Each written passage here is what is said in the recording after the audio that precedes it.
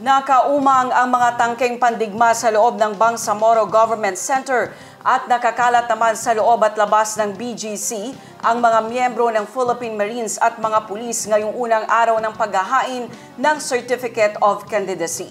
Mahigpit ang seguridad na ipinatutupad ng otoridad sa mga papasok ng compound kung saan dadaan ang mga ito sa masusing inspeksyon. Idetalye mo, Naphtali Bendol. Ito ang makikita sa loob ng Bangsamoro Government Center simula ngayong unang araw ng paghahain ng Certificate of Candidacy.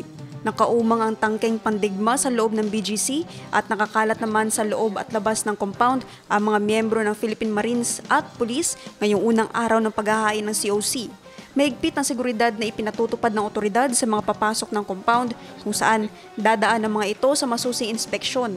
Sa mga kandidato ng Cotabato City na maghahain ng COC, tutungo ang mga ito sa Sharif Kabunsuan Complex kung saan inilipat pansamantala ang tanggapan ng Comelec Cotabato City para sa pagtanggap ng mga ihahaing COC. Sa tanggapan naman ng Comelec Maguindanao del Norte, sa loob ng BGC compound maghahain ng mga kandidato sa provincial post ng Maguindanao del Norte.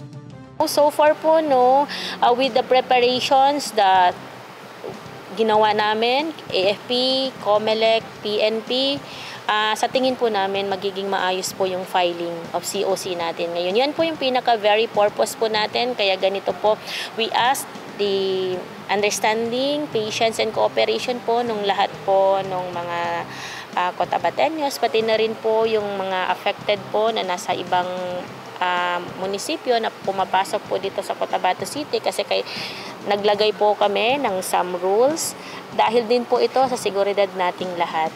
That is only to protect us, that is only to make sure na yun pong filing ng atin pong COC ay magiging smooth at tayo pong lahat ma-feel natin na we are very well secured.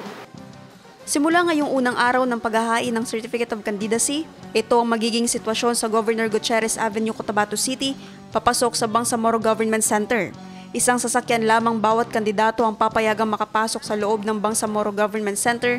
Hindi rin papayagan ang mga maghahain ng COC na magdala ng armas sa loob ng BGC. Hindi rin papayagan ng mga supporters ng mga kandidato at convoy ng mga ito na papasok ng BGC.